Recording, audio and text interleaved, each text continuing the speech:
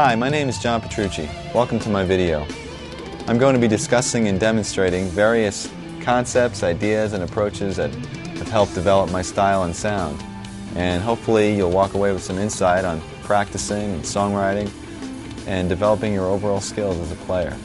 But before we start, let's make sure we're in tune. Here is my open A string.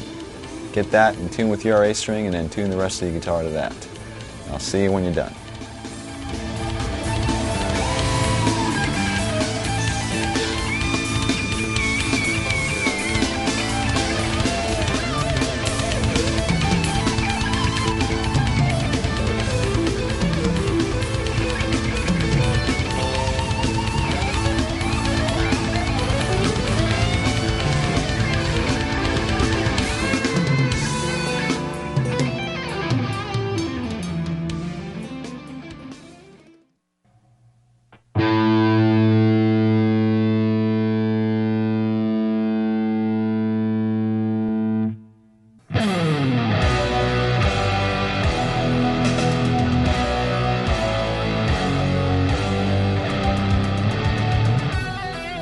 Okay, I'd like to begin with some warm-up exercises, and we're going to start with a couple that don't involve the guitar at all. So put your guitar aside for a second. And what we're going to do here is we're going to stretch the muscles that basically are involved when you're playing guitar. And I really think this is essential to having a productive practice session or gig. And it's also essential to not hurting yourself and cramping up. And it's very similar to what an athlete would do before they went in to play a game or do some exercising.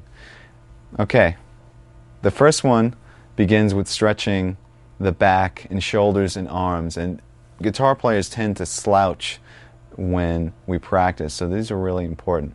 We're going to start with stretching your arm across your chest. Ooh, my arm just cracked, and yours might also. But you can feel it basically right through your back and your shoulder and your arm. And you should hold these stretches for about 10 seconds each. And then do the same thing with the other arm. Then after that, you can pull your elbow up over your head like this. And you can feel that stretch right through here and in through your back. And then once you do that, you can repeat these exercises as many times as possible. You can move on to your wrists. And we're going to start with stretching this part of the wrist by pulling your hand gently towards you. Don't pull too hard. You don't want to hurt yourself. Just feel it sort of warmly burn through here. Hold that for 10 seconds. And then do the opposite this way. And you can feel that burn through here. Don't pull too hard and don't crack your knuckles. You're just trying to stretch the wrist.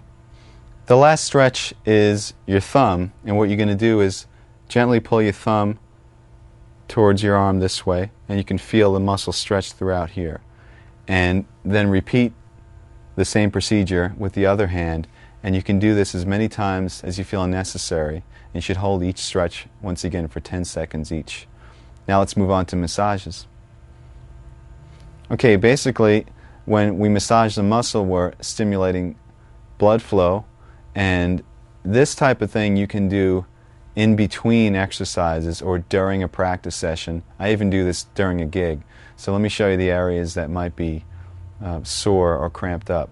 Basically, starts with your shoulder muscles, the front of your shoulder, up in here, and use a pretty strong amount of pressure. You can use either your thumb or the heel of your hand or your fingertips.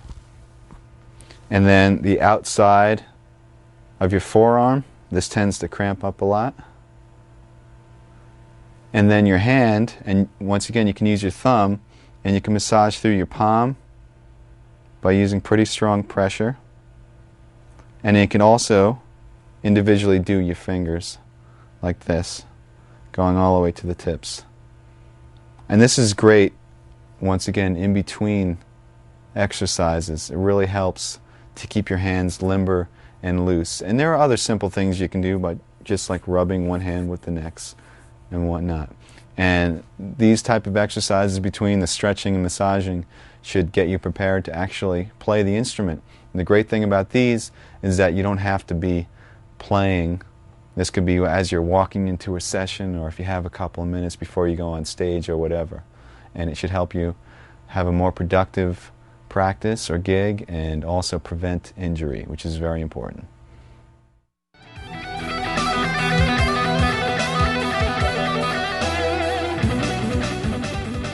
Okay, now I'd like to demonstrate some warm-up exercises applied to the guitar. So pick up your guitars again. And basically what I'm going to show you is a few exercises concentrating on the stretching and independence of the left hand, and a few exercises concentrating on the freedom and accuracy of the right hand, and then we'll combine the two. Remember, the goal here is not to develop mega speed, but really just to warm up your hands and get them comfortable so later on we can accomplish some bigger tasks. So first let's work on the first left hand exercise.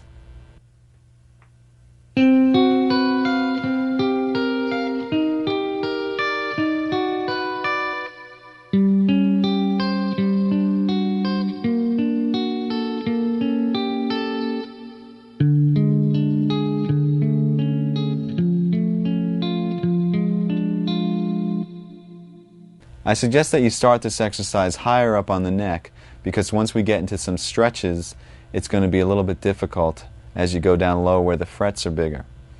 And basically, your right hand isn't really that important right now. I was playing the notes separately. You can play them as chords if you'd like. You can play them without a pick. It really doesn't matter. We're concentrating on the left hand. Make sure that the notes ring out clearly, because what we're really working on is the stretching and independence of your left hand. Also use a pretty strong pressure. Now what's happening here is that I'm playing on 4 adjacent strings with a basic chord shape. It sounds pretty ugly. In fact, most of these chord shapes sound ugly, so turn your volume down when you practice. And then we're taking the 2 inside fingers, 2 and 3, and we're reversing them like this. Then we're taking your 2 outside fingers, 1 and 4, and reversing them. And then taking the 2 inside fingers and putting them back to their starting position. The next step is to just move up the chord shape to the next string group. So between the A and the B string, and repeat the same motion, and then move up to the last string group between the low E and the G string, and repeat the same 4 chords again.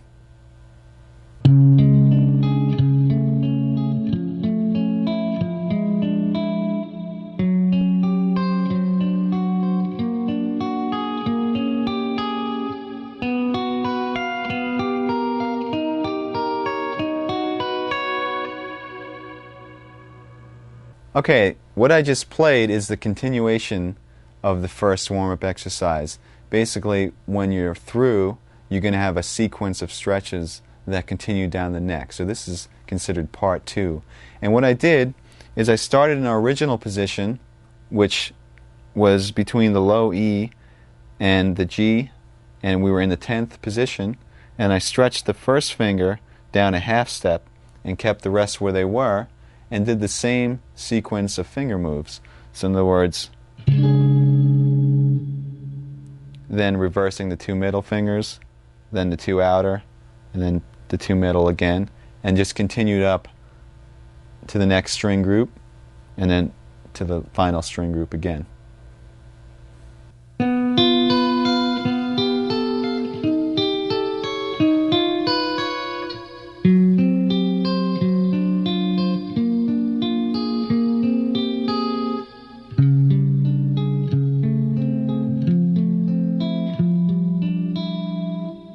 Alright, that was part 3 of the exercise, and at the end of part 2 we ended up with this position between the first string groups. Now what you're going to do is put your fingers back in order, and while leaving your 3rd and 4th where they are, stretch your 2nd down a half step. So we have this shape, and once again continue with the moves all the way up to string groups. Now for the final part.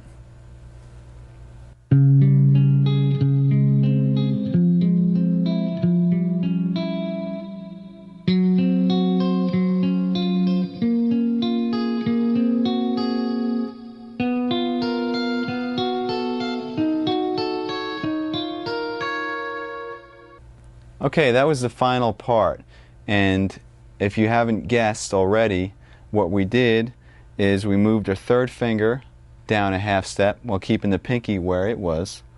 So we had this shape. This time the stretch is between your third and fourth finger, and continue with the pattern until we got up to the first set of strings again. And then all you do is you bring your pinky down a half step, which brings you to the exact same shape that you started with, but you're a half step lower, because we started originally in the 10th position, now we're in the 9th position. And that's the first warm-up exercise. Okay, the second warm-up exercise for your left hand is basically a variation of the one that we just finished.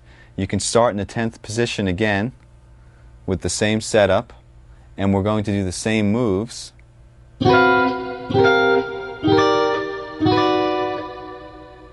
Except this time we're going to do some different stretches with the left hand. And by the way, you don't have to arpeggiate the notes. You can just strum the chords if you'd like.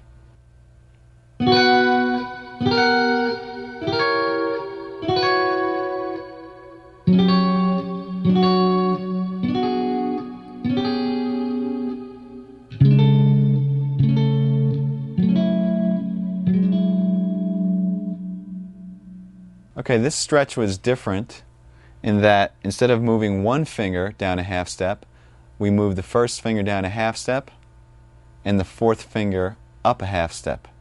So we have a double stretch between the third and the fourth and the first and the second. And then we did the same exact moves.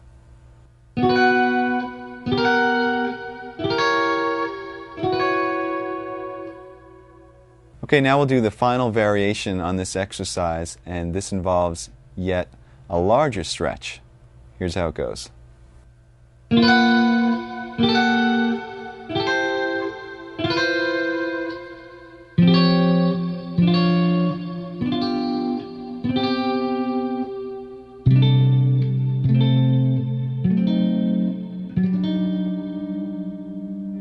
Alright, what we did here on the final variation is instead of just having a stretch between the first and second and the third and fourth, we have a half step stretch now between every finger. So you do that by moving your first finger down yet another half step, and then your second finger down a half step as well.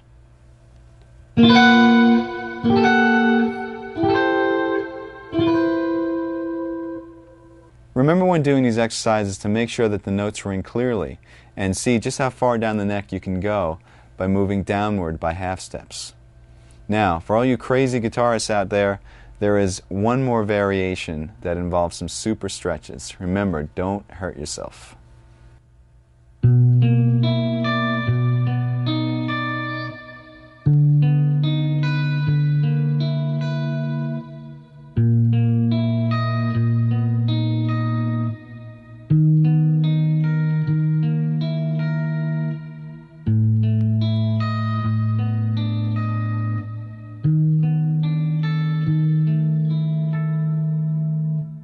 As you can see, I started out in a lower position, which made the final stretch a lot more difficult. Let me break it down for you now. With this exercise, instead of having all your fingers on adjacent strings, we start with the two middle fingers, 2 and 3, on the two middle strings, D and G, and your first and fourth fingers on the low and high E strings. And then you just continue with the same moves that we've been doing throughout.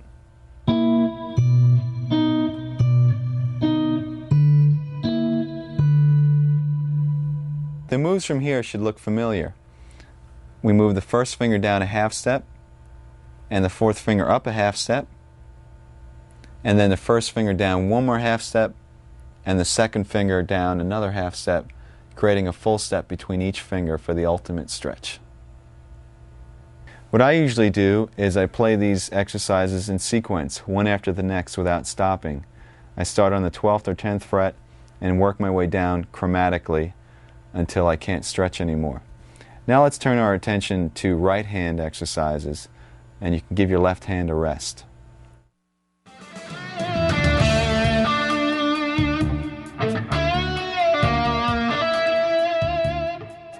The next exercise concentrates on the flow and precision of the right hand and has many variations. So let me demonstrate it in its basic form.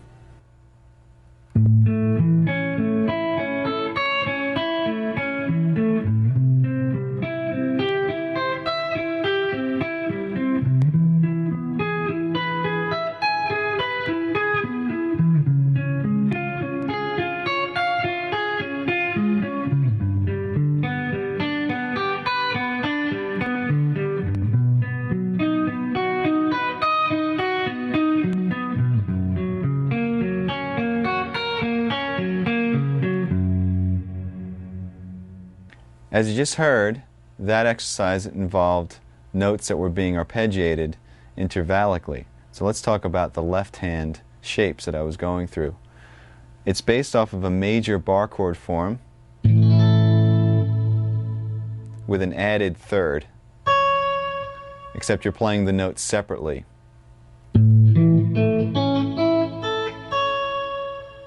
And then we just sort of intervallically disperse those notes. Now that bar chord is moved up through a progression that doesn't make too much sense, but at least makes the exercise a little bit more interesting. It goes A major, C major, E major, C sharp major, G major, B major, and F sharp major. Alright, now let me show you the pattern that we're doing throughout the chord or arpeggio. We're starting on the root, we're skipping a string, and going to the next note in the arpeggio. Then you're going to the second note of the arpeggio, in this case which is E, skipping a string again. Then to the third note of the arpeggio, the fourth. So we have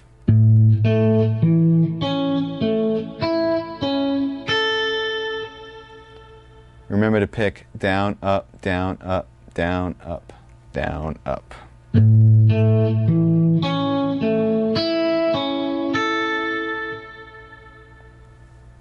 To descend, you start on the added third, which is C sharp on the E string, and skip down to the G string. Then up to the B and skip down to the D. Up to the G, skip to the A. Up to the D string and skip to the E.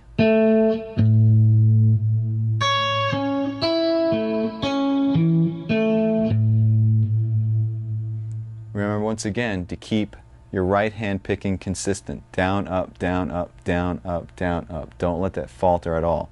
So here's what it sounds like when you combine the two.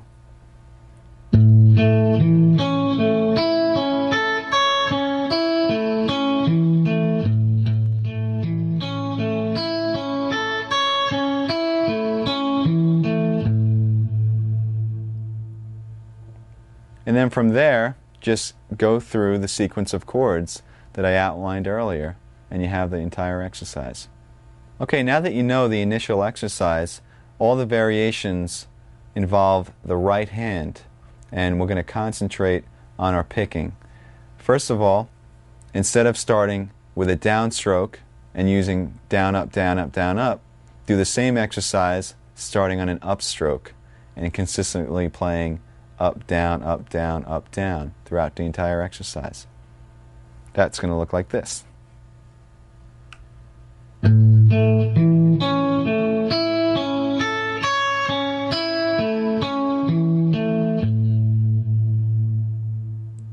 It might be a little bit more difficult at first, but the reason we're doing this is so in any situation you'll be able to pick you're not always going to have the comfort of starting on your favorite stroke, whether it's down or up. You should be able to sort of get through anything that comes your way. Now, the other variations involve playing more than one time on each note. We're going to start with playing twice on each note, then 3 times on each note, and then finally 4 times on each note. Not only that, but starting each sequence with a down and then with an up. So let me demonstrate through the one chord what these will look like on your right hand. We'll start with the doubles, starting on a down.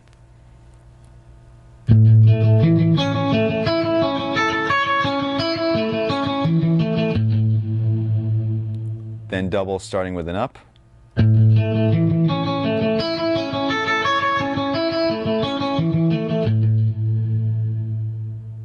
Then 3 times starting with a down.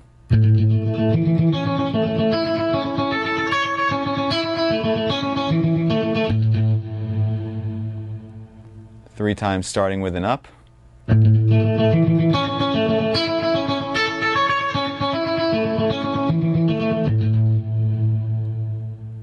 4 times starting with down.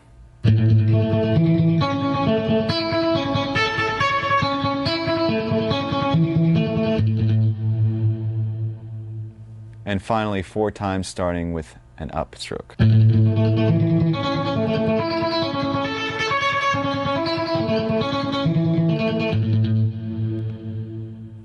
Alright, what you're going to do is play each one of those variations through the entire chord sequence.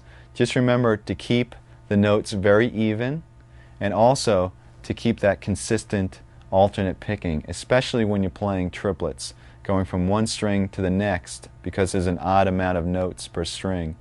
Really, really watch that you are keeping a consistent down, up, down, up. Now let me demonstrate what it would sound like playing 2 notes per string through the entire sequence, just so you can have an example.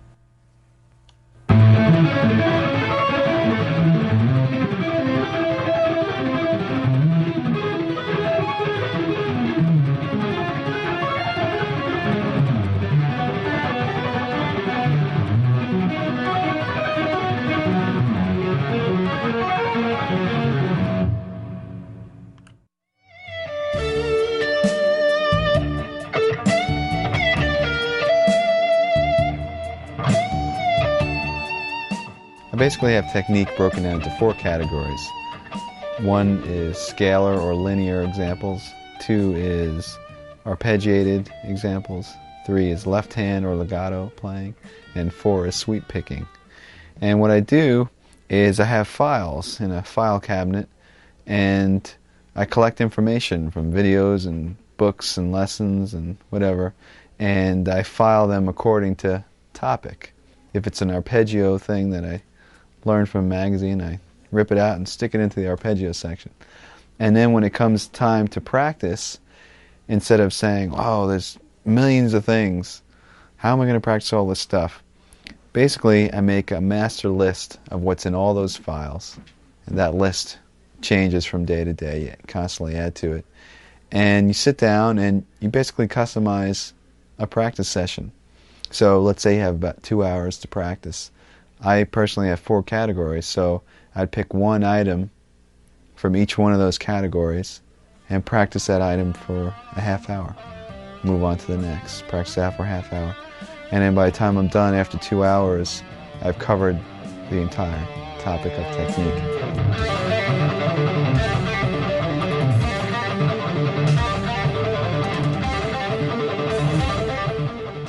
Okay, now that we concentrated on the left hand and the right hand individually, let me show you a few exercises that are equally effective for both hands.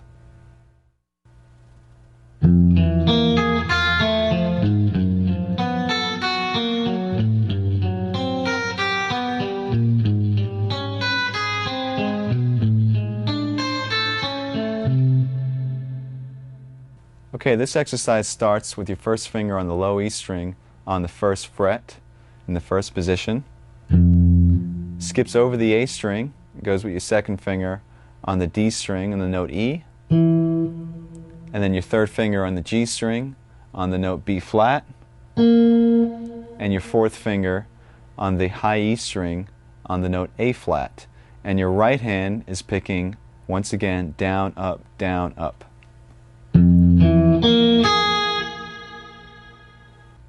Now the next step is to simply flip your hand, sort of like a mirror image. So your first finger is now on the high E, and your fourth finger is on the low E, and start from the high E and go down to low E with the picking, down, up, down, up. And combine the two.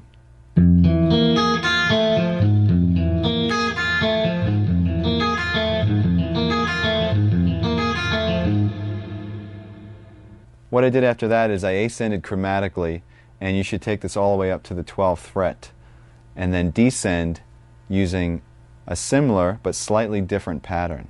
Here's how it goes.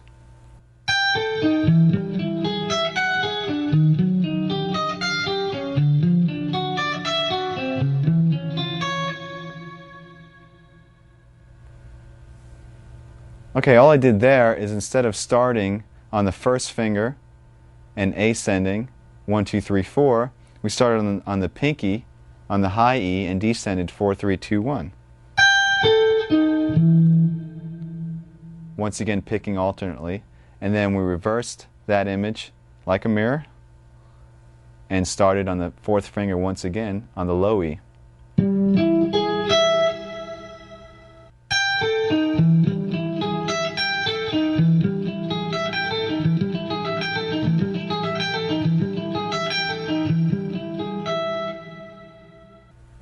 Alright, since this exercise involves alternate picking through string skips, make sure that your right hand picking is very accurate and that you keep your pick close to the strings so you don't hit the string that you're actually skipping.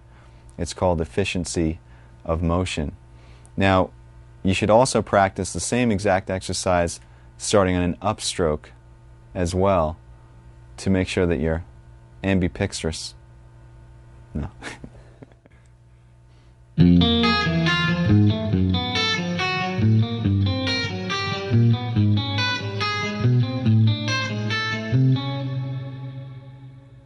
That was a slight variation on the exercise that we just did. Instead of playing the notes in order, 1, 2, 3, 4, I'm playing 1, 3, 4, 2, 1, 3, 4, 2. And the notes and skips are exactly the same. Make sure you keep the picking alternate. Let me show you now the descending version.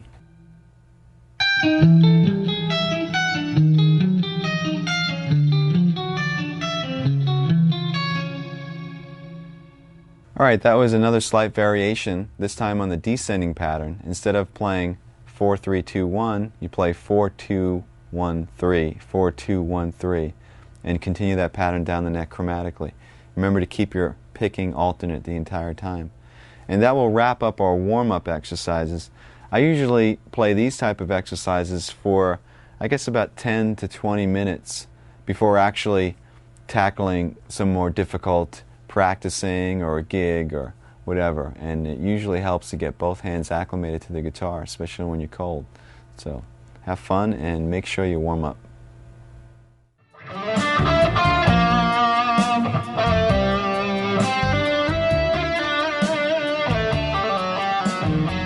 In order to realize our creative visions, it's essential that we develop the craft of our instrument, which leads us to the area of technique. I'm going to show you a whole bunch of different exercises that concentrate on developing speed and accuracy. Now for me, the most effective tool for developing these areas is the metronome. Whether that metronome is a simple click or a drum machine or sequencer isn't important. The important thing is that there's a steady and even pulse. Now practicing and playing to a metronome will help you to play accurately at any speed and also show you how to subdivide the beat any which way that you want. Now the first exercise involves a very familiar looking shape. It's based off of an A major scale in the 4th position, 2 octaves. So let me show you that fingering first.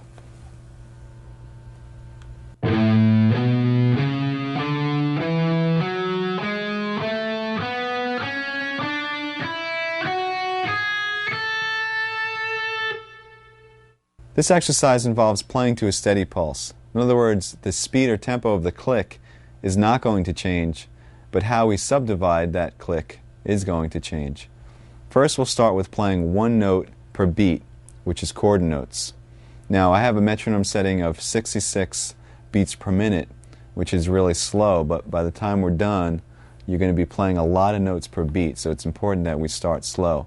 Remember also to keep a consistent down, up, down, up, down, up picking pattern the entire time. Here is chord notes to the metronome. 3, 4.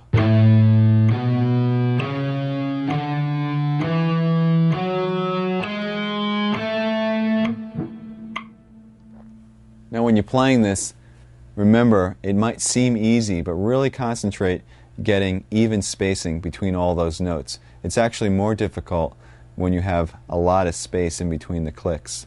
Now let me demonstrate eighth notes to the metronome. This would be 2 notes per beat. 3, 4.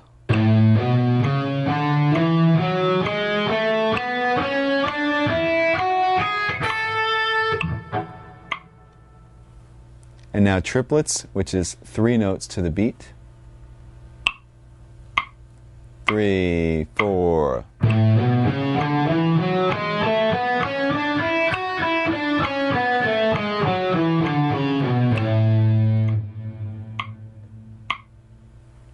The next division is 16th notes, 4 notes per beat.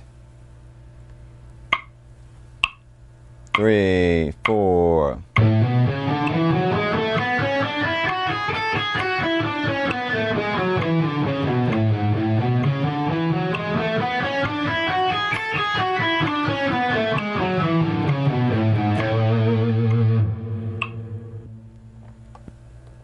Now we're getting a bit faster. The next division is 6 notes per beat, or 16th note triplets.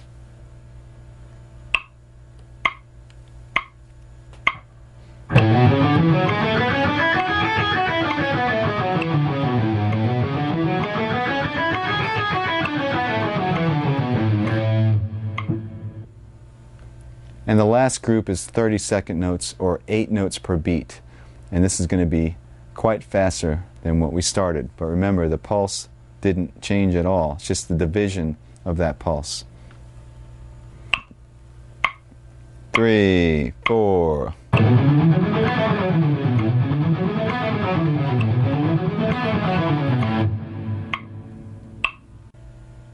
Okay, now that you're familiar with playing to a metronome and subdividing the beats, I'd like to show you how to increase your speed.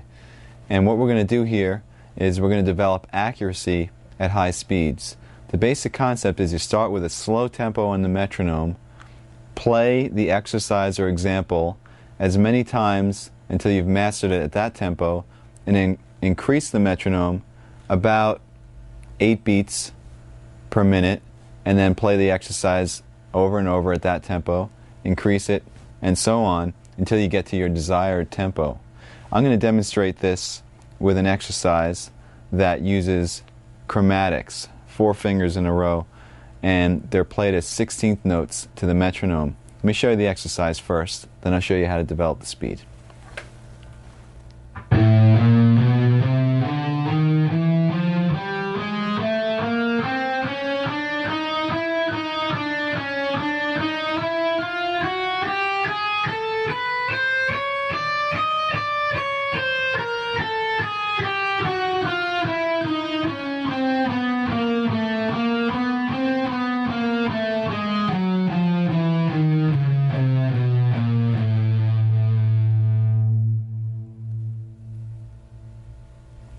As I mentioned, this exercise is based off of a 16th note pattern, which means you're going to be playing 4 notes per beat.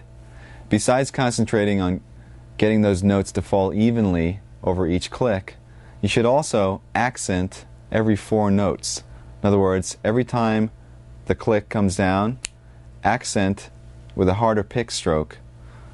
So your group of 4 would sound like this.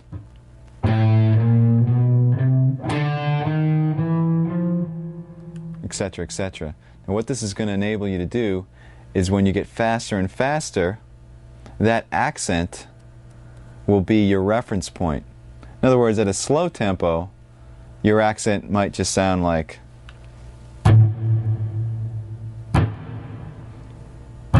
etc. And you'll be able to know where you are. But at a faster tempo, when the notes are whizzing by, your accent might be, in other words,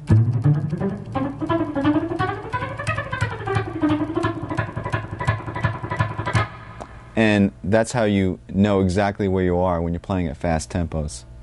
So what I'm going to do here is I'm going to show you how I would take this exercise and develop it speed-wise. Now, the first thing you have to do is you have to get a goal tempo. Let's say our goal tempo for today is 200 beats per minute. Now, normally I would start this pretty low on the metronome, maybe about 100 or so, and it would take me quite a while to get to 200. But for the video's purpose, I'll start at about 120 and I'll increase it in larger increments than I would normally do, just to save some time. And what's going to happen is by the time I get to 200, hopefully not only should it be wailing, but it should also be clean. Another thing to keep in mind is your technique that you're using when you're playing slow should be the same technique that you use when you're playing fast. In other words, when you're playing slow, you're programming in your technique. So when you play fast, be consistent in your hand position and also in your left hand position, your right and left. Okay, here we go.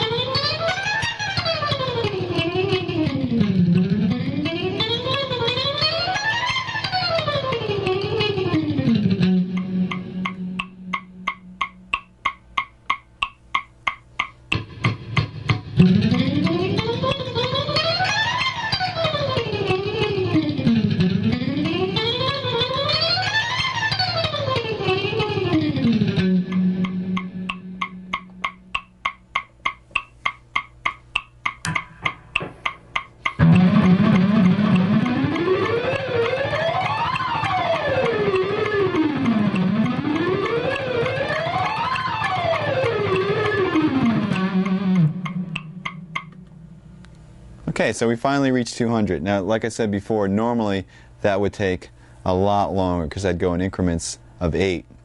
Now, if you find at any point along that development that you just don't have it, it's not coming together, it's not clean, like I'm going up to 200. If 176, I felt like I was pushing it, it's a good idea to back the metronome down. Go to a slower speed. So I was at 200. Let's say that was difficult. I'll go back down to about 170. Try to get comfortable there first.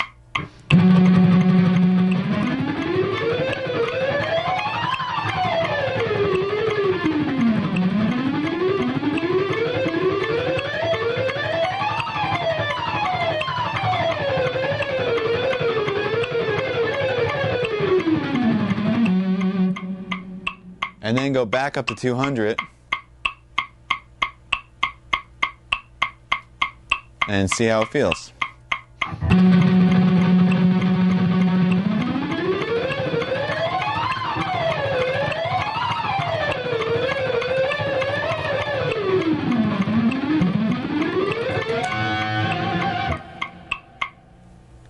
On a similar note, if you reach this desired speed that you're going to and you still want to push the envelope a little further, what you can do is, let's say you want to hit 208 now. Go past 208, go to like 216 and just kill yourself, and then go back to 208 and that tempo will feel a lot easier. Let's attempt that.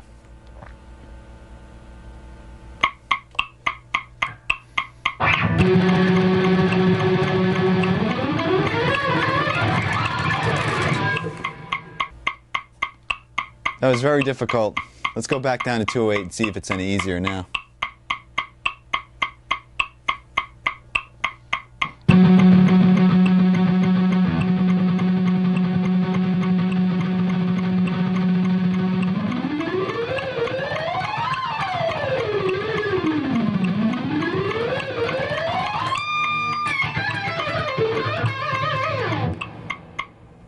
Okay, so it's pretty much there. So you get the idea about pushing the envelope and then going back. Just remember, make sure that you're clean and accurate. And remember to accent the notes as well.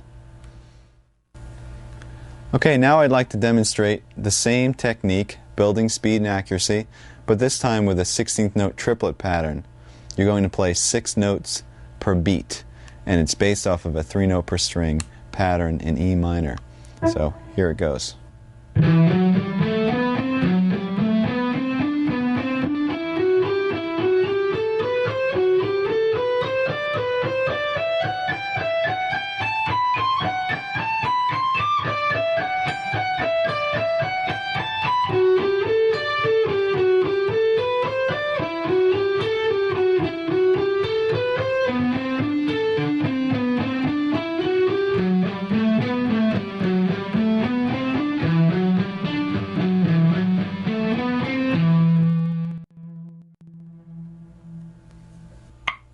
One, two, three, four.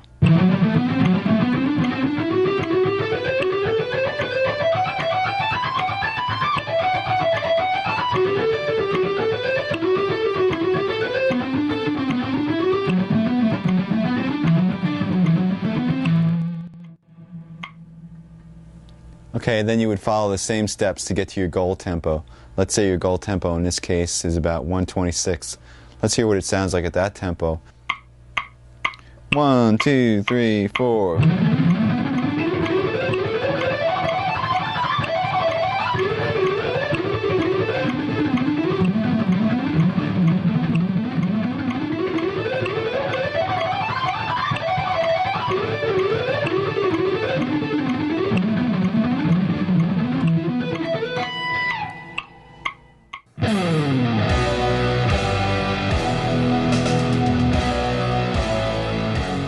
My first band experience technically was actually the first time I even picked up a guitar when I started again when I was 12. And these friends of mine, actually our ex-keyboard player, everybody would gather at his house because he had a piano. And I remember they were playing some Neil Young. They were playing Hey Hey My My. And they assigned me the little down, down, down, down, down. That was my part, and I sat there getting that. And I guess that was kind of a band experience.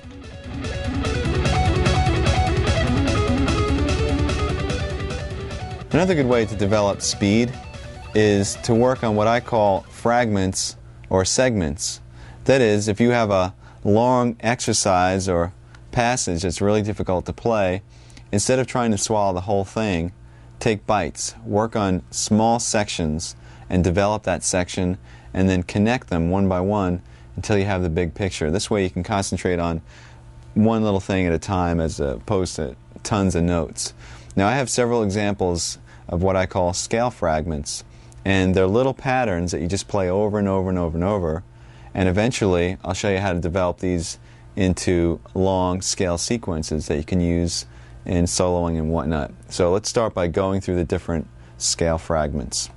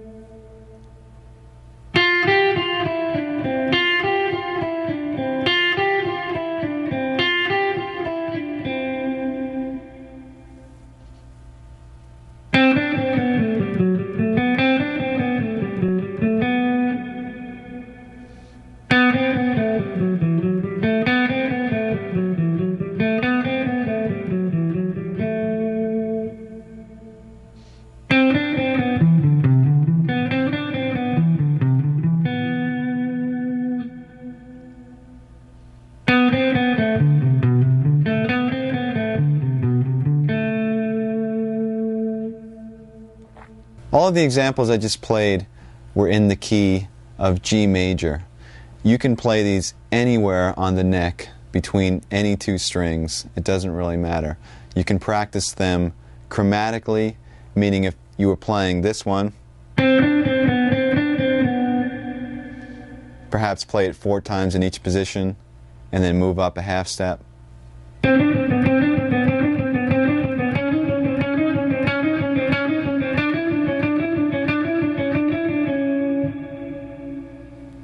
Or you can pick a key and play them diatonically. In other words, conform your fingers to the notes in the key.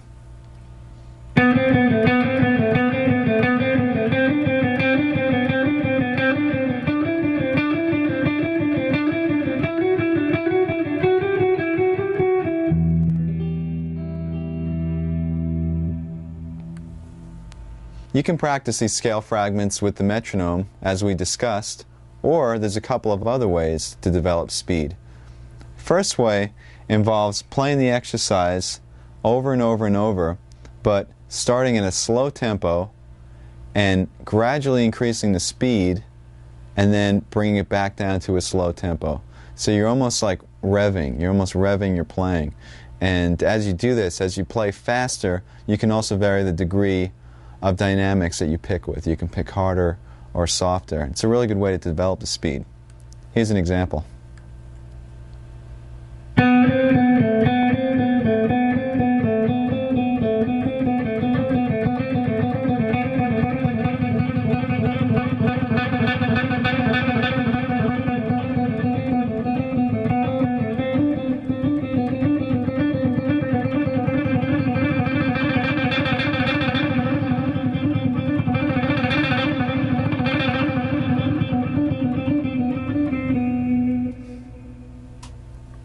Another way of developing speed is by playing the exercise over and over and over, but this time playing consistently at a slow to moderate tempo and then sort of blasting out a fast tempo only a couple of times. So in other words, you're jogging for a while, then you're going to sprint for a second and go back to jogging. This is a way to build stamina as well as speed. It sounds like this.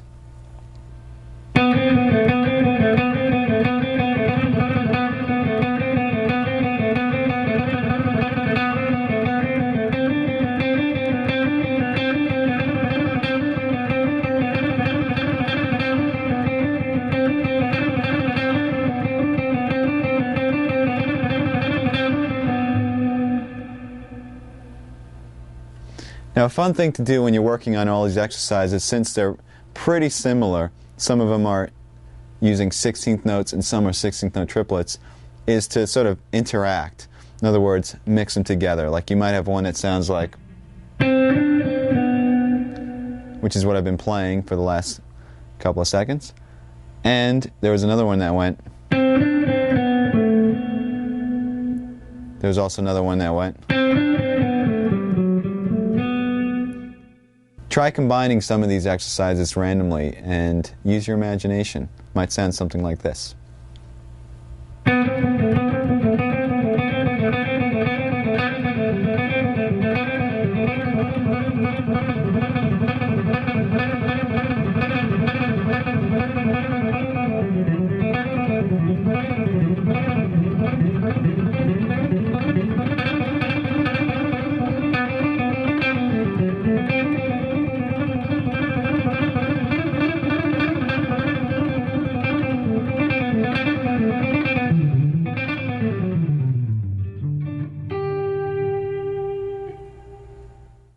Each one of these fragments could now be used in a longer sequence of notes, perhaps a run through a scale or whatnot.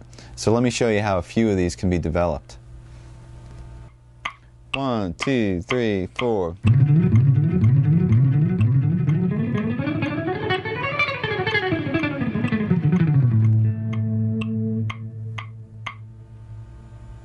You should recognize the first part of that as the 3-note per string fragment that we did before.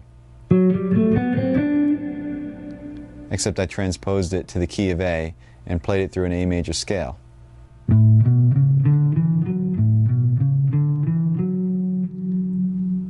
the sequence consisted of playing that same pattern starting from each string.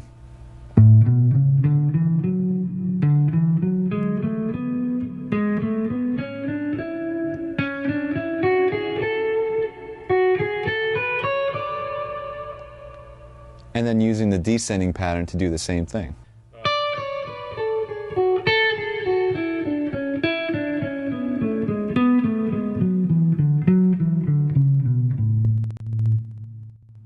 And you can play these patterns through the scales. You can change positions. You can play and repeat the sequence in any position as many times as you want. Just kind of mix it up, and that makes for a good run in a solo if you're trying to build some tension. I'll demonstrate that a little bit later. Let's move on to another long sequence of notes that's based off of another fragment.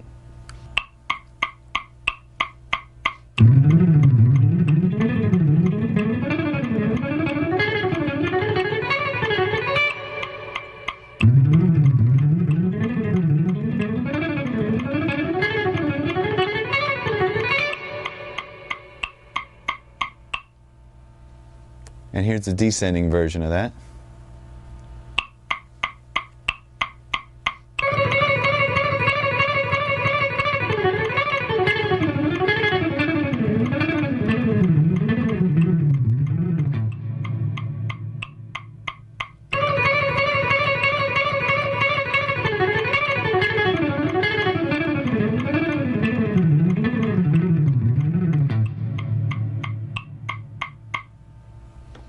Okay, once again, hopefully you recognize the little fragments that originated these little runs.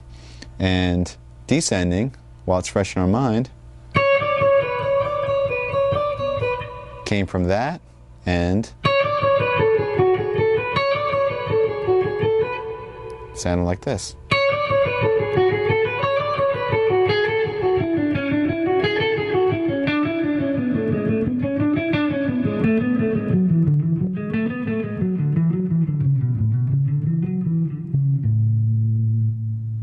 And ascending was pretty much the same thing, except starting on the first finger. It also has a little bit of the triplet in there. But we're just arranging the notes so that it works out to be a 16th note pattern.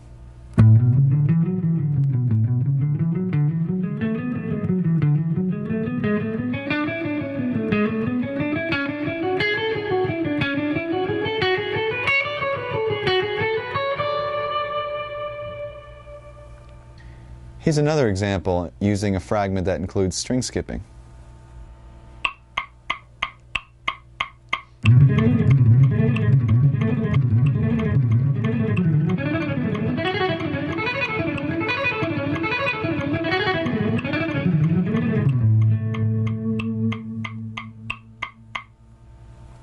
Now with this one, instead of moving up the neck, playing 3 notes per string, I stayed in the same position because it facilitates skipping strings without having to do any position changes. So instead of having to go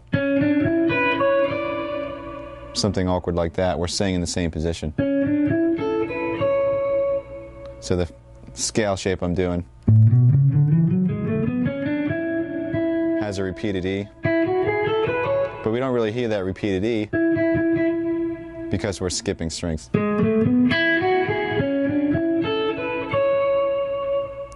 Here's the pattern slow.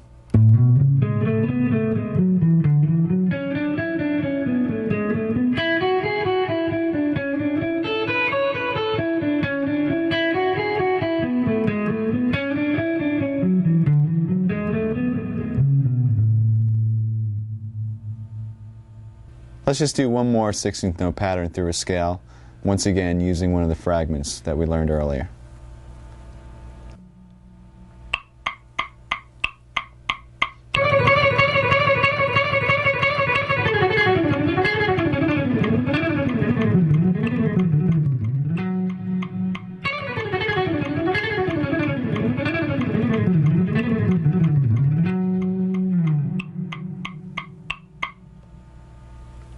Here it is slow. See if you can recognize the fragments in this one.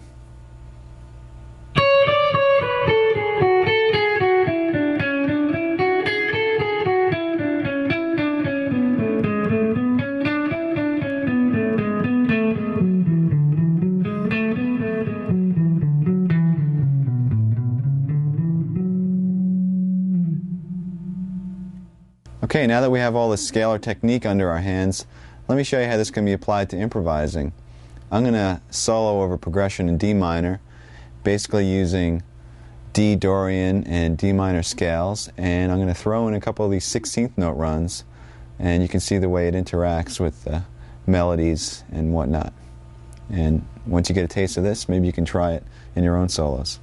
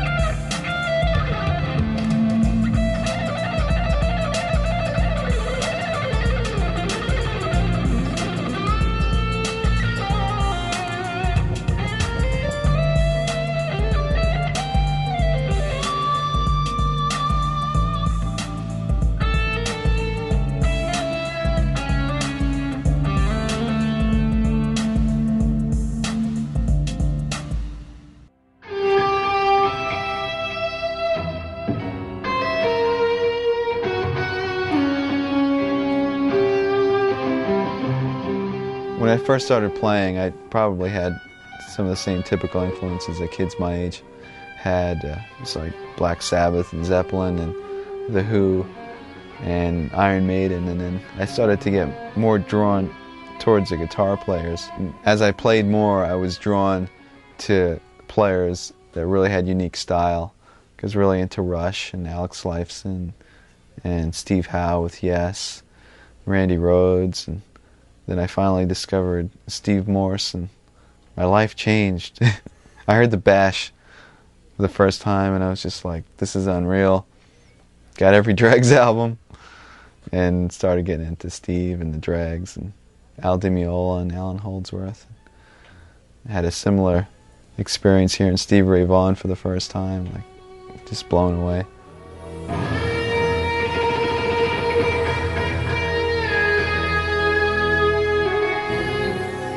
One of the more difficult techniques for most guitarists is using alternate picking through arpeggios.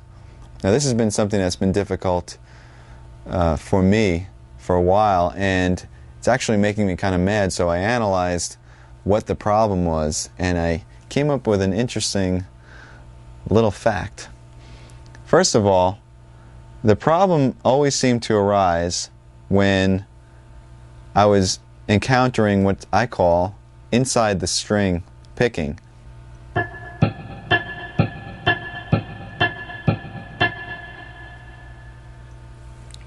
that to me is really difficult because it seems like your pick is kind of trapped in between these two strings, as opposed to playing on the outside of the strings like this, where it feels like you have a bit more freedom of motion. To experiment and see if this is a problem for you, I suggest playing two notes on adjacent strings, let's say A on the G string and D on the B string, and first try picking them starting with a downstroke and then with an upstroke. And let's see how that feels. Try it at various tempos, see how fast you can get it.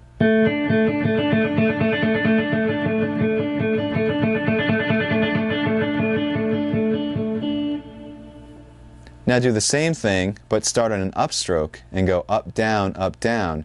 You're going to encounter that inside of the string picking phenomena. Let's try that.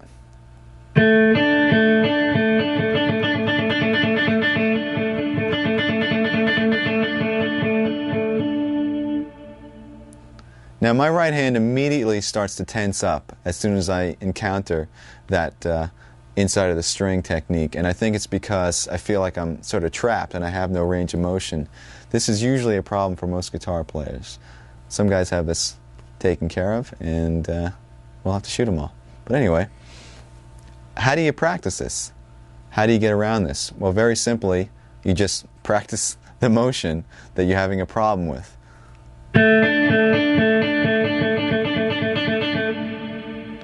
Now, this could be very boring if you sit there doing that for any period of time that's going to make it effective. So what I've done is I've come up with a little etude that practices and concentrates on the inside of the string picking. And by the way, if you ever have something that you're trying to work on and you need to develop it, come up with some little progression or etude or song. It makes it a lot more interesting. So let me demonstrate it for you now slow, and then I'll play it up to tempo.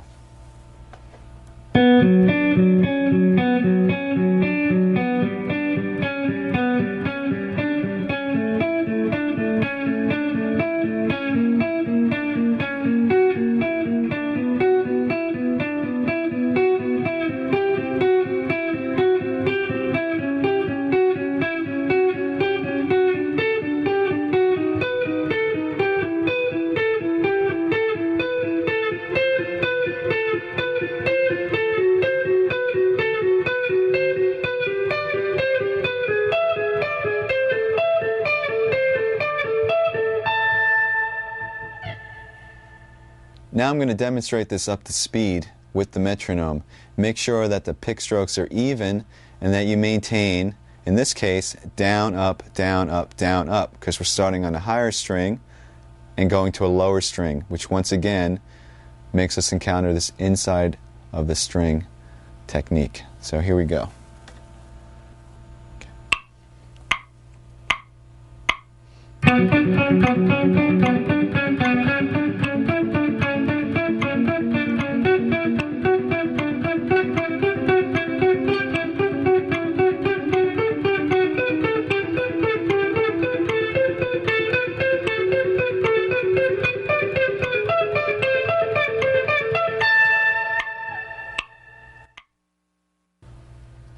Now that exercise specifically narrows down the problem and concentrates only on that problem. But the thing is, you're going to encounter this picking hang-up through an arpeggio. In other words, some part of the arpeggio you'll have no problem playing, and other parts you might have this inside of the string thing. Let me demonstrate on a major arpeggio. If I play G major in the 7th position, I have down, up, down, up. Now the initial down, up isn't a problem. Either is the next down. But it's when you go to the D on the G string, you have the inside of the string picking down, up.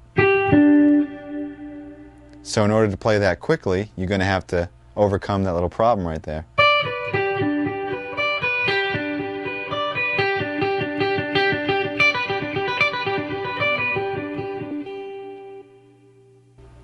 So once again, instead of practicing that same arpeggio over and over, I came up with another little etude that incorporates major and minor arpeggios, and that picking hang-up is kind of snuck in the middle of the arpeggios. So it's not just only concentrating on that, but it's incorporating it into a larger picture.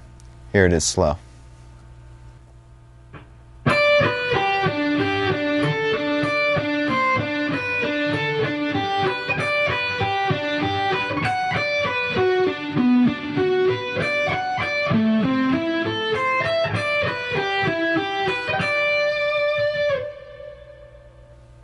Now I've added an extra challenge to this one because not only are we working on the picking hang-up, but we're skipping strings while doing that hang-up. Let me show you where that happens.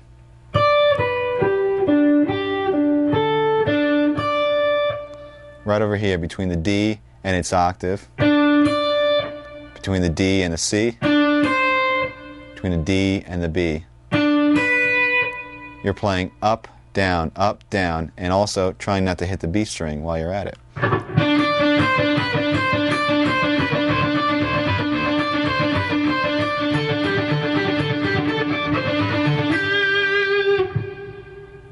Here it is up to tempo.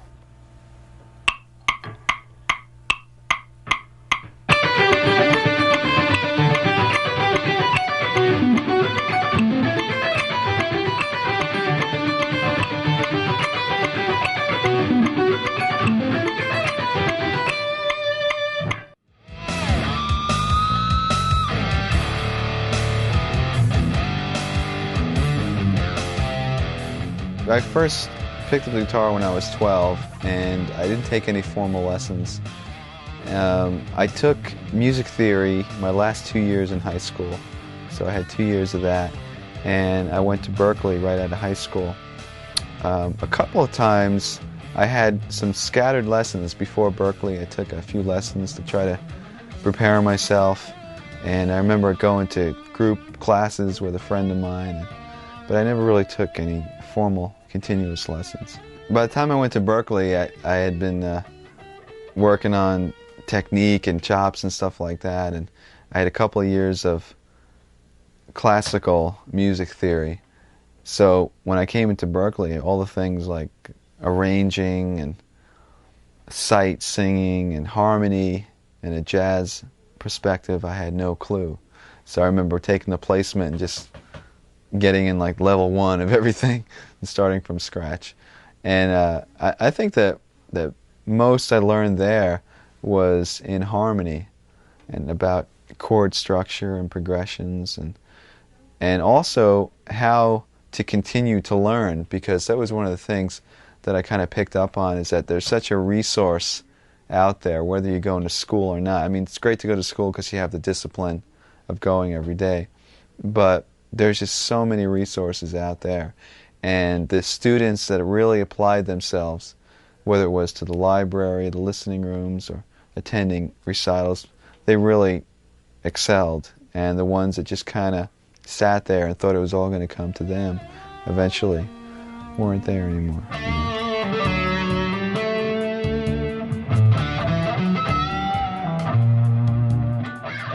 Now I'd like to concentrate on left-hand strength. What we're going to do is we're going to work on some scale fragments once again, but instead of picking them, we'll play them legato. In other words, we'll use all hammer-ons and pull-offs. And basically, I'm going to show you a couple of different patterns, and then I'll show you how to practice them. So let's start with the legato patterns.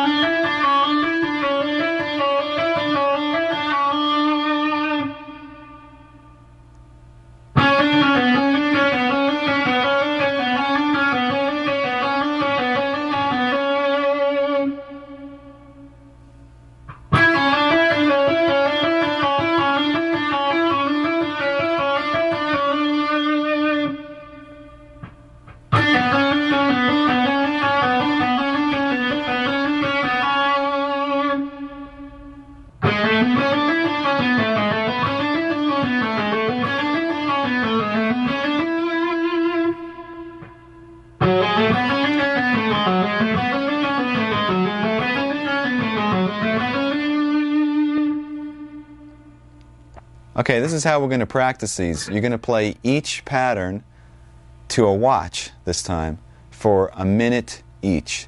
If you feel like you need more, you can do each for 2 minutes or 3 if you'd like. The idea is to not stop. Do one exercise into the next, a minute each. And you can play them at varying speeds. Just make sure that the notes are clean and that you're using complete legato technique. Now, with the last couple, notice I did pick, except I only picked when I was ascending from the D string to the G. Happened right over here.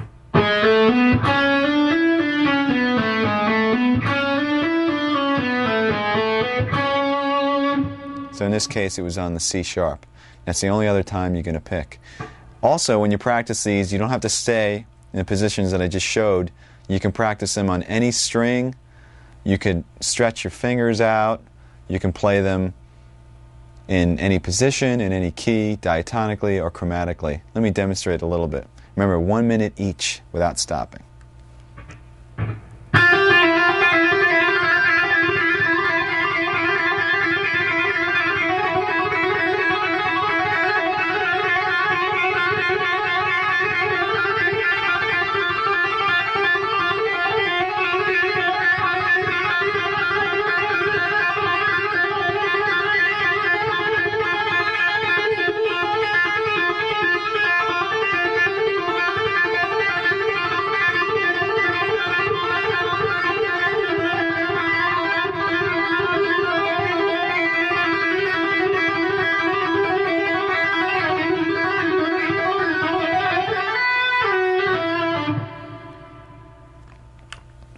That's the idea. Okay, once you get those all practiced, I suggest that you do our little massage thing that we talked about in the beginning, and also stretch your wrists, because it's time to take those fragments and put them into expanded sequences through scales using very little picking. Once again, this is called legato. Here's the first exercise.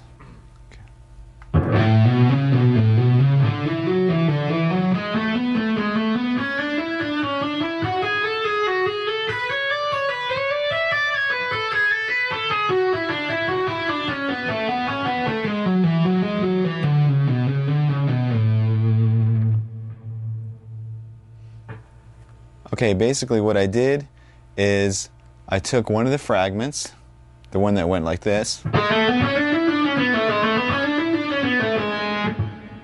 and also another one that went like this, and combined them ascending through an A major scale.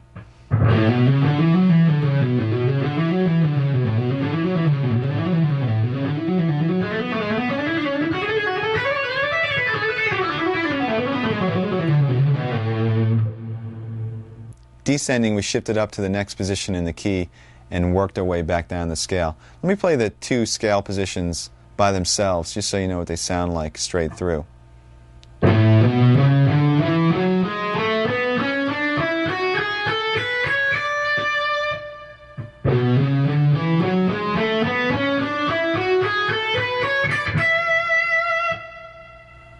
And you can practice that sequence between any two positions in any key, or even using nonsense patterns, just shifting up by half steps, maybe something like this.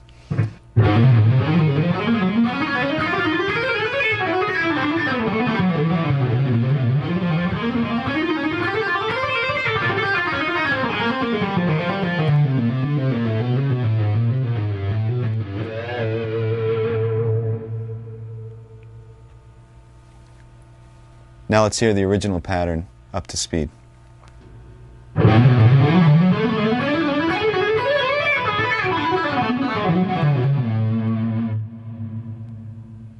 Here's one more legato example. This one is in the key of E minor, and it shifts positions quite a number of times.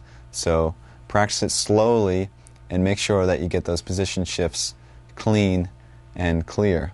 This also involves some right hand tapping. Here it is slow.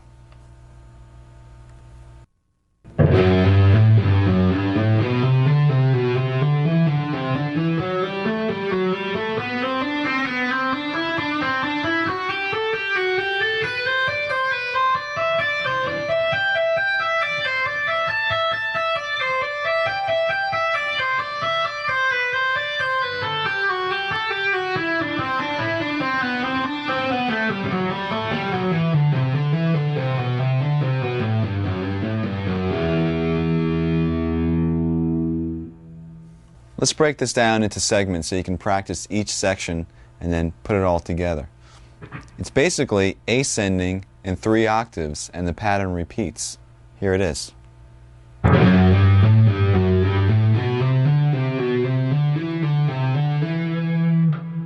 So it's starting on F sharp and ending on E, and then starting on F sharp an octave higher,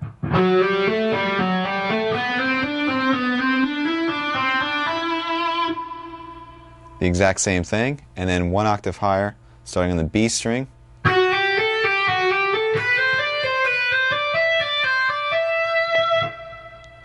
So this is a perfect example of practicing segments and then connecting all of them to get the whole run. Because you might just want to practice each octave at a time.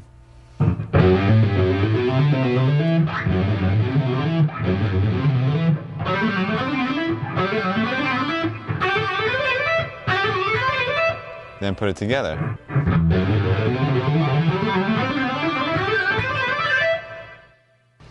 When you get to the top, you're tapping the G on the high E string, and it's basically a double tap. And then you're tapping A, and then back down to G.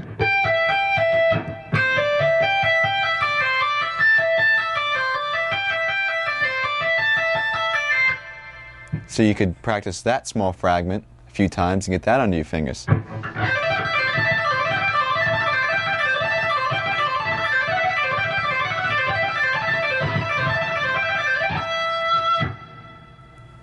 And descending, we have another 3-octave pattern.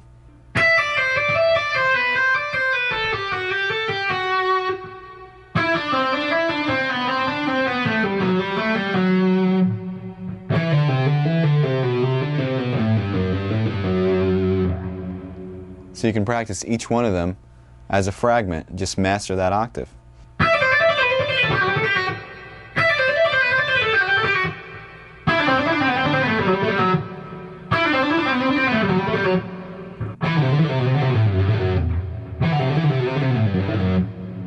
And then put them all together.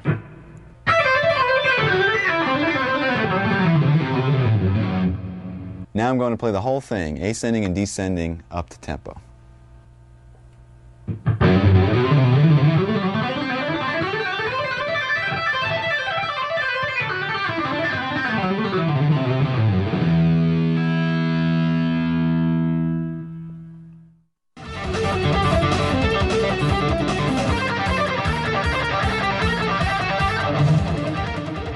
When we first started the band, we were all 17 or 18 years old.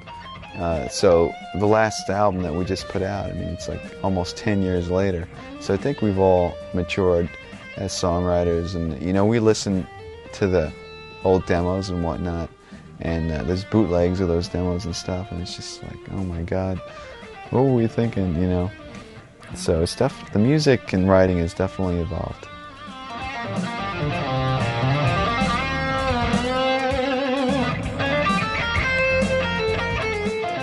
To wrap up the topic of technique, I'd like to introduce a different style of picking other than alternate. It's called sweep picking, and some of you may be familiar with this technique, some of you may not be, but in either case I'd like to offer you my exercises and things like that basically isolate the technique, and then you can expand and apply it to things that you might already know.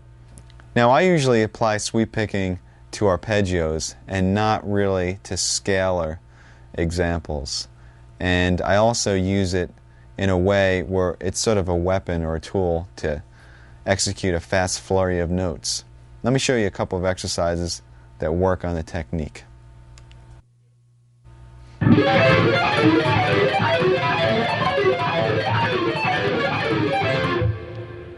Alright, there's two things to keep in mind when working on this exercise.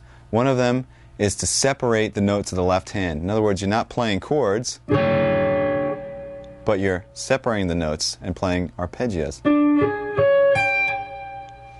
And also, with the right hand, you want to separate the notes as well. In other words, don't strum them all together, but push down on the pick so it knocks into the next string,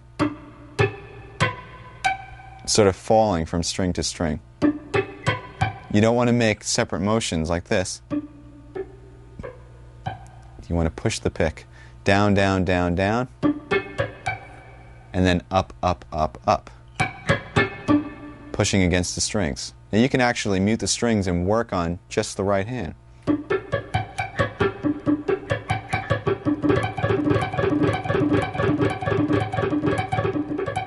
You don't want it to sound like this. You want the separation. The left-hand pattern is very similar to some of the warm-up exercises we were doing. It involves 4-finger mirror type shapes. It starts 1, 2, 3, 4.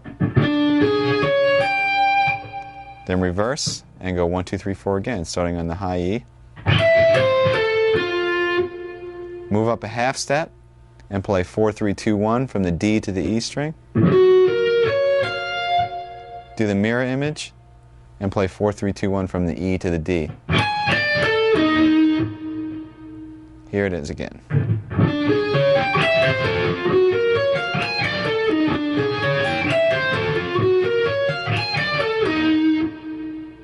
And then simply move it up, continuing in half steps.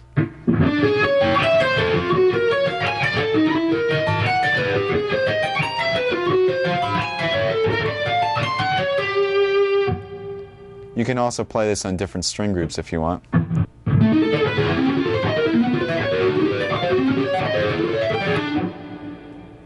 Okay, just as a fun variation, you can take this technique and just mutate the notes of the left hand, and I came up with, once again, another etude using the sweeping technique.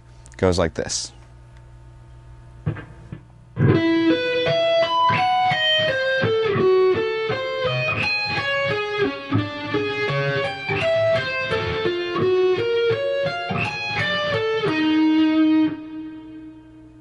Here it is played to the metronome at 176 as 16th notes up to speed.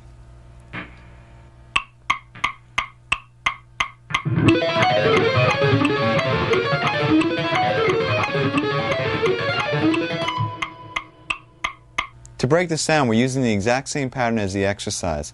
In other words, 4 notes ascending and 4 notes descending, and then doing the same thing starting on the pinky, except I just changed the notes. We start on E, and we're playing a power chord, E, and then the 5th B, and then we're doubling that, E and B. And for the reverse, we're playing an A diminished 7th chord, starting on F sharp and descending to A. F sharp, E flat, C, and A. Then we're going down a minor third, and we're doing an F sharp diminished 7th. So we have F sharp, A, C natural, and E flat, which is actually the same thing as an A diminished 7th in another inversion. And for the reverse, we're playing a D flat power chord, which is D flat and the 5th A flat. But we're starting on the A flat and descending.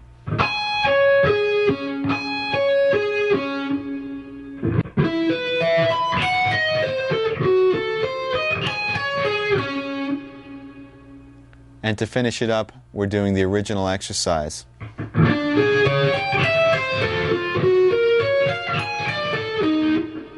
Which ends us up on E flat, a half step away, to start over again.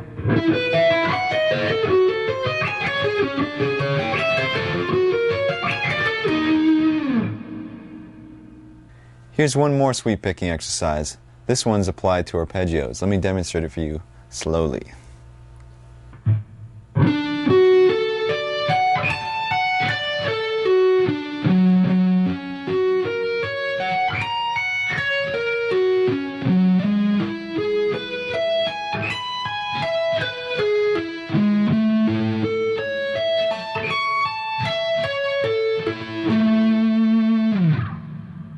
This pattern is based off a major arpeggio, so let's go through the different arpeggios and the chords that they come from. First one is D, coming from this chord fingering,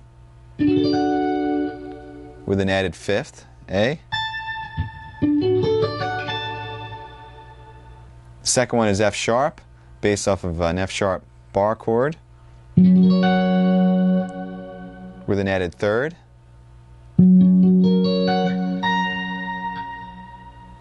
The next one is E major, based off of this chord form, once again with an added 5th. And the last one is A major, based off of this bar chord with an added 3rd.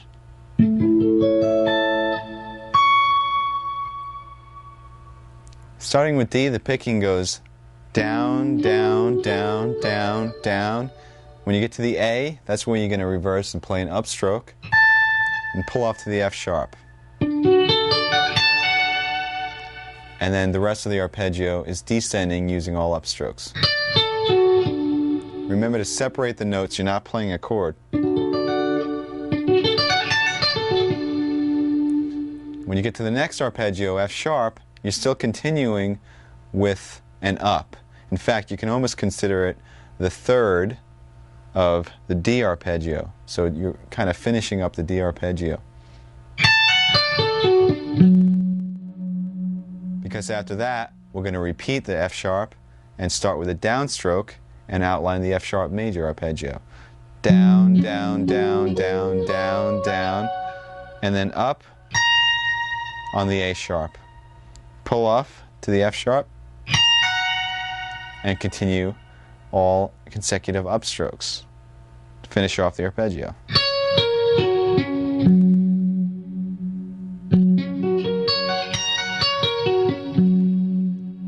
So from the D to the F sharp, it sounds like this.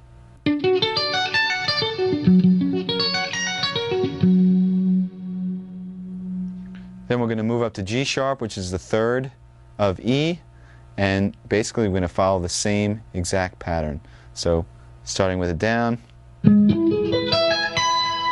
reverse at the top where the fifth is, do a pull off and come back down using all ups.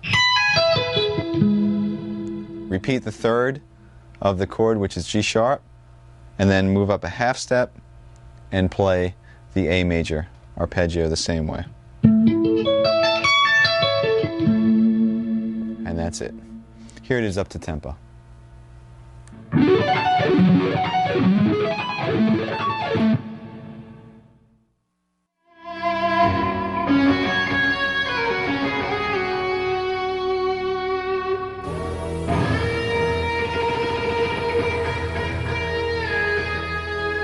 The majority of our writing process is together as a band.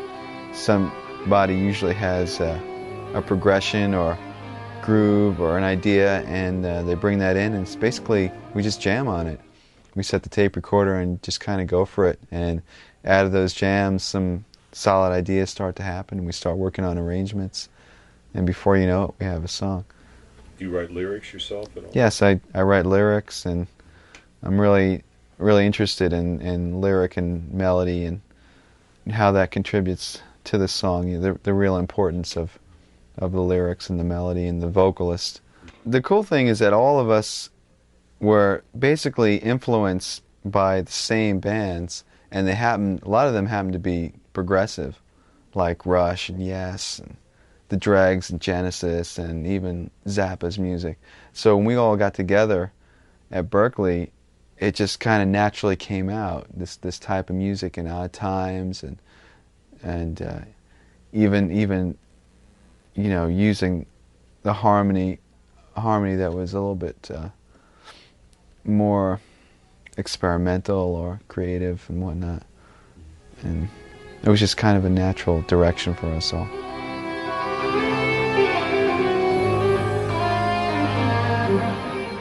We've been focusing in a lot on developing techniques for soloing and chop building, but let's switch gears now and concentrate on building your chord vocabulary. What we're going to do is we're going to take the ever-faithful power chord by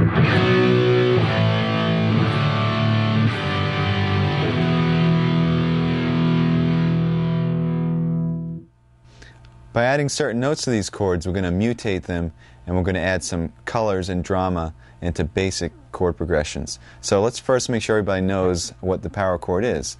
Basically, it's a two-note chord consisting of a root and fifth.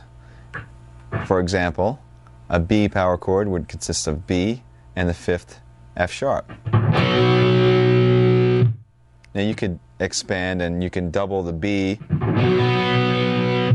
or you can put the fifth in the bass, which makes the chord sound even heavier, so the F sharp will be below the B. This is really effective.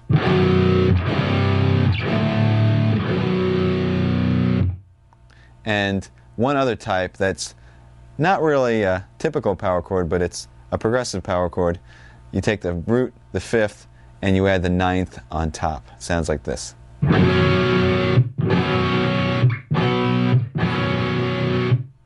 To explore this topic a little bit further, you have to understand two things. First of all, which notes can be added to the power chords, and second of all, how those notes affect the name of the chord and also the function of the chord in the progression.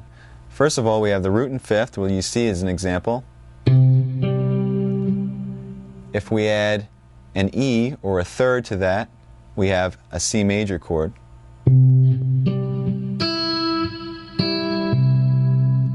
If we add an E flat to that, which is a minor third, we have a C minor chord.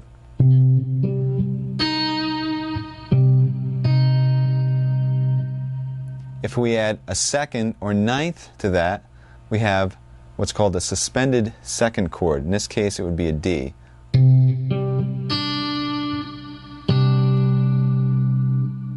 If we add a fourth to that, we have what's called a suspended fourth. In this case, the fourth would be.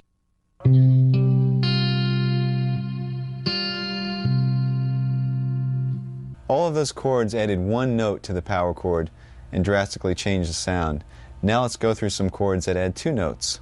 If we add the major third and the major seventh, we have a major seventh chord. So you'd have the power chord, the major third E, and the major seventh B.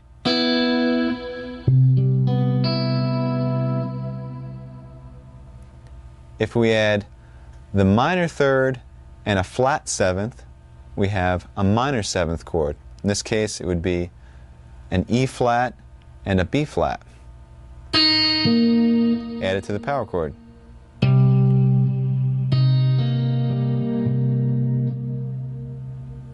If we add a major third and a flat seven, we have what's called a dominant seventh chord. In this case, E is a major third, B flat is a flat seventh, added to the power chord.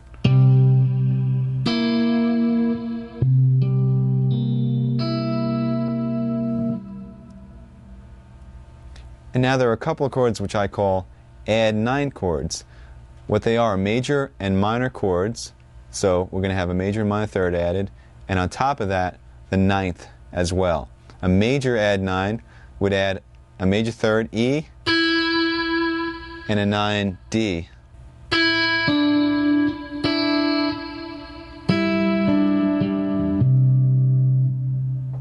A minor add nine would add the flat third, E flat, and the ninth, D.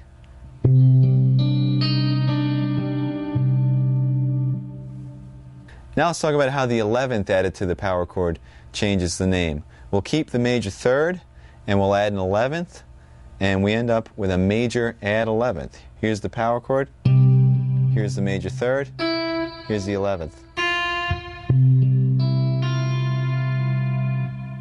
Don't worry, we won't be playing these fingerings. And the final chord is a minor 11th chord where we add three notes. The minor third, the flat 7, and also the 11th, which once again is F. And just to make this easier for now, we'll put the 5th in the bass. Now what this new information allows us to do is to take a simple chord progression that you wrote, maybe you have a great melody going, and develop the sound of the chords to add some spice. Let's say the chord progression we have is all power chords A, F to G. Very, very typical.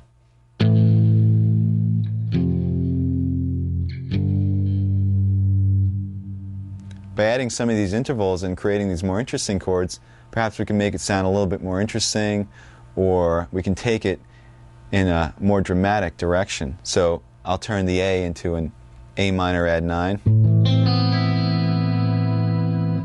We'll turn the F into an F sus 2. And maybe the G into a G sus 2. So what started out as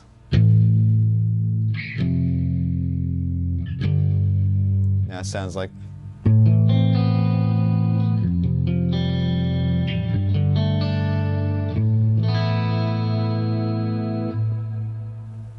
that's the basic picture. Now, unfortunately, when you're trying to play this stuff loud and heavy, it's going to sound pretty bad because of the dissonance of the intervals. I know you don't want to hear this, but I'll demonstrate.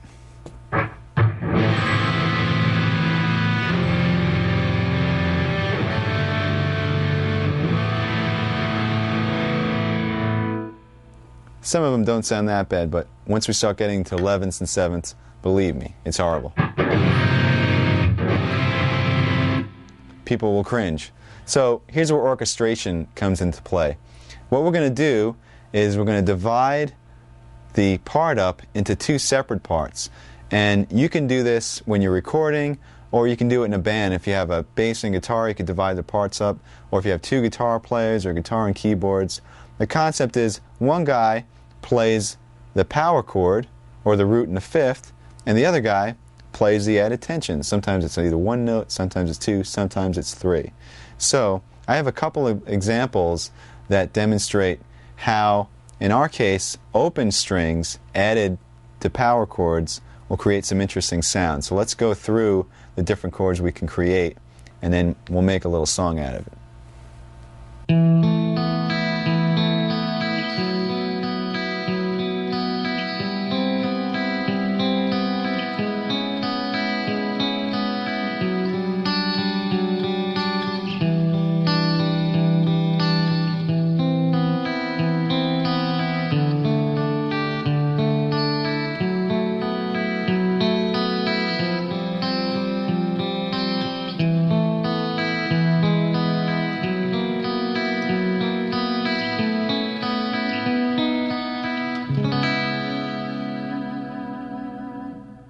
The first power chord was an A.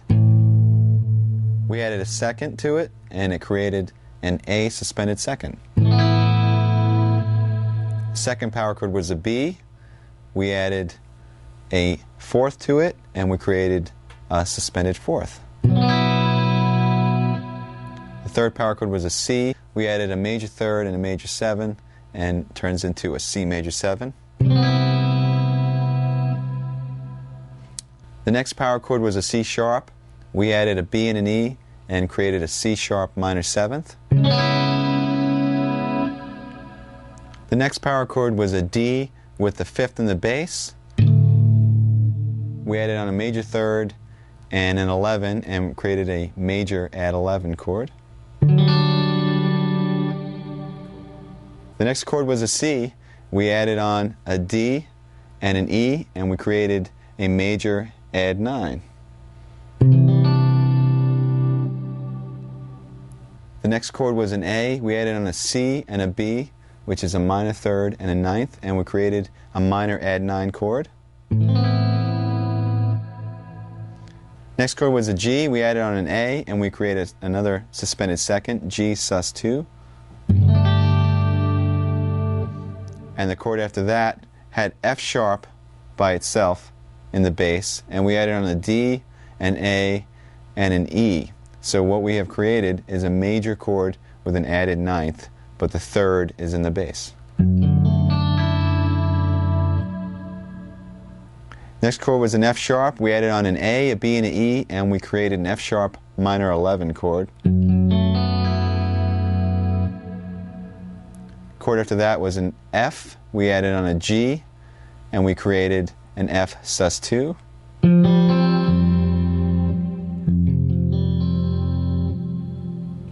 After that we had an E, and first we made an E suspended fourth by adding on the fourth A, and then we made an E major by adding on the third G sharp. So we had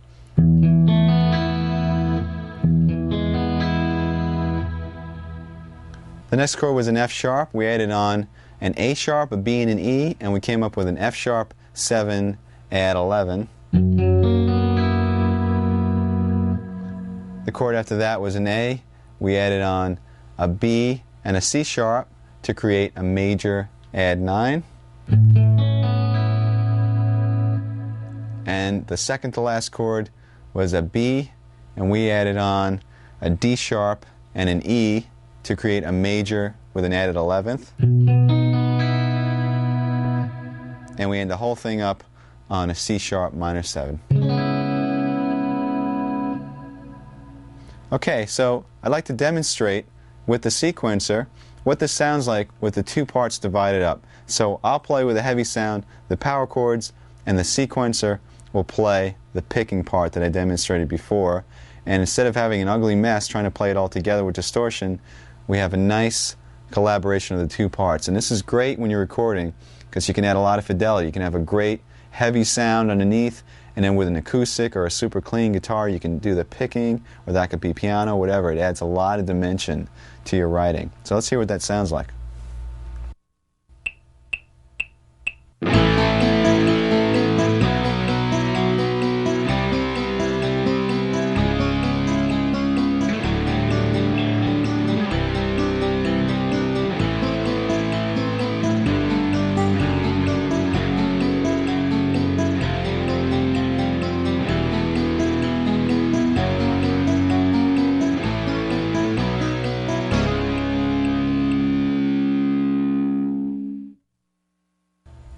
As you can see, our power chord has come a pretty long way. We started with some really basic nonsense and we came up with some pretty cool sounding chords. Now, granted, the progression that I created for that exercise really doesn't make too much sense. So let me show you a little song that incorporates a lot of those chords and is more like a piece of music. I mean, you can use it for background to a vocal part, or it could be backing up a solo or whatnot, but it uses basic power chords that I'll be playing, and the sequencer will be playing the second guitar part. And check it out.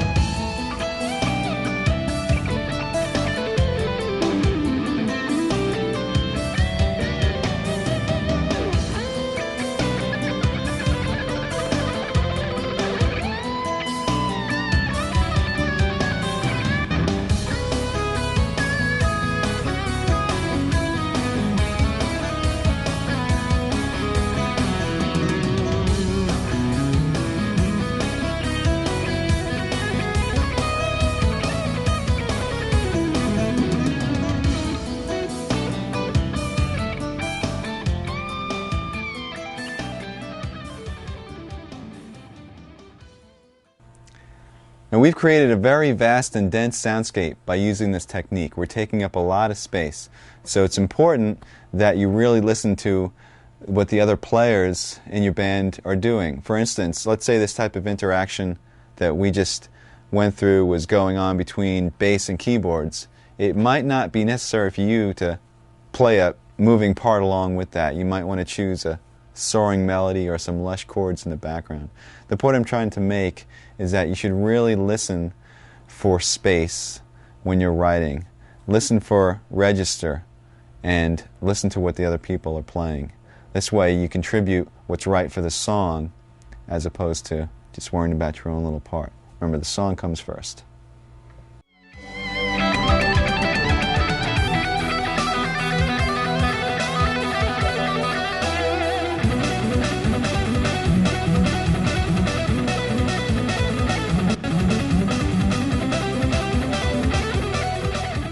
Yes, it is.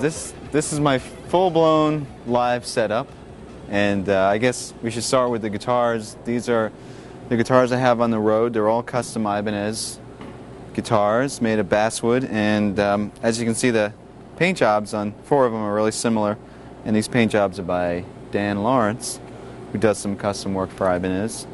And basically, I have 2 7-strings. This one is sort of a prototype, and this is a main one that I use. And 3 6-strings on the road. There's string gauge is 9 through 46, and the low B on this 7-string is a 56, and they're Diodario strings. And the pickups are DiMarzio. As you can see, each guitar is the same setup, just 2 humbuckers, and they're all direct mounted into the body. There's no middle pickup at all, and the knob placement is so that my hands don't sort of knock into anything. Like on a Strat, you might have a problem with your pinky or whatnot. And these pickups were custom designed by Steve Blucher for DiMarzio. And basically one of the interesting things about these, as you can see on all the other guitars, is there's one 3-way toggle switch. And the cool thing is that in the middle position you have the center 2 coils on, but they're still hum canceling. It gives a really sweet sort of scooped sound for clean passages particularly. And the frets are 6100, and it's a rosewood fretboard. This is my live setup. This rack was custom designed by Mark Snyder, and basically you got 4 Mesa Boogie cabinets. They're Celestion Vintage 30 speakers in those cabinets. And what's going on here is I have an amp switcher, and the amp switcher is switching between 3 different preamps, 2 Triaxises and a Boogie Mark IIc Plus. Everything that's in the rack, like the Crybaby and the noise gate and the volume pedal and the parameter pedals, are all hooked up through this multi-pin system that goes to the pedal board, which I'll show you in a second, and it makes setup very easy.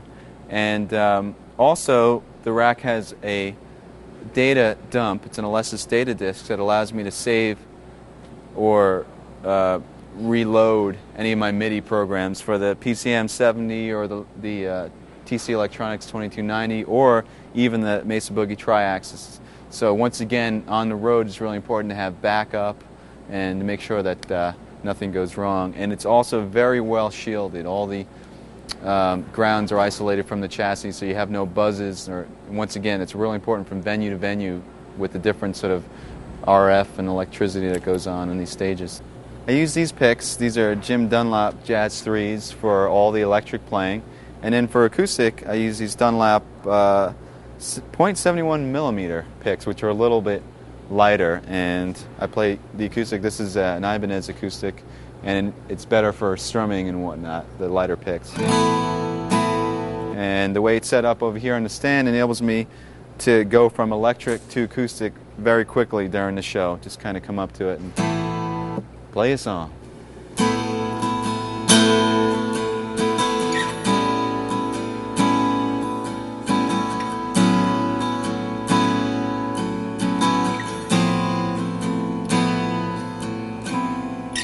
Okay, this is the pedal board that I use live, and this was custom designed by Mark Snyder. Once again, as you can see, here's the other end of the multi-pin that's coming in, and basically that has all your connections for the tuner and the Mesa Boogie Abacus pedal board, parameter pedal, a volume pedal, and a wah pedal, and that includes all the AC. Just one cable right to the rack and to the pedal board.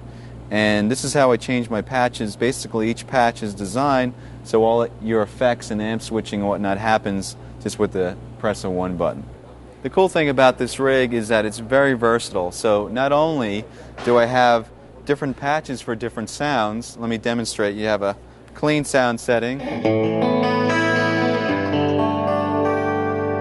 different types of clean sound settings, like some with some cool delays.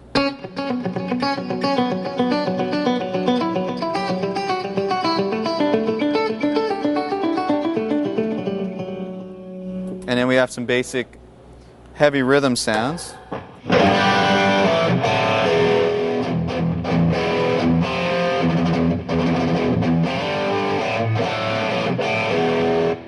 Some other rhythm sounds with different choruses and whatnot.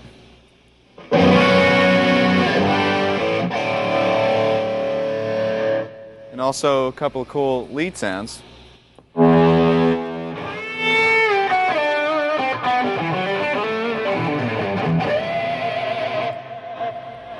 One of the cool aspects about this pedal board is the real-time control over the parameters. In other words, I can control the parameters of the tri-axis to shape the sound as I'm playing, or I can control the effects parameters to maybe add some more delay or take delay out or reverbs or whatnot.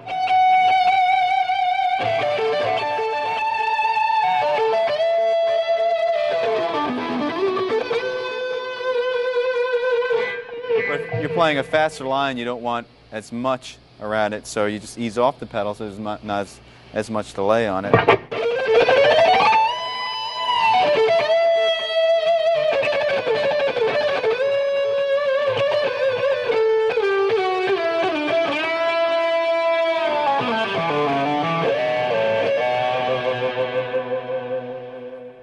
So you have full control over what you're playing. Well, there you have it. We covered a lot of ground in this video, and there's a lot of information to swallow. Just take your time and go through section by section and really try to get the most out of it. The best is to apply what you learn as well. I hope this has been inspiring and that you can use some of these ideas and approaches in your own playing and writing. And I had a great time doing this video. I hope to see you on tour. Bye-bye.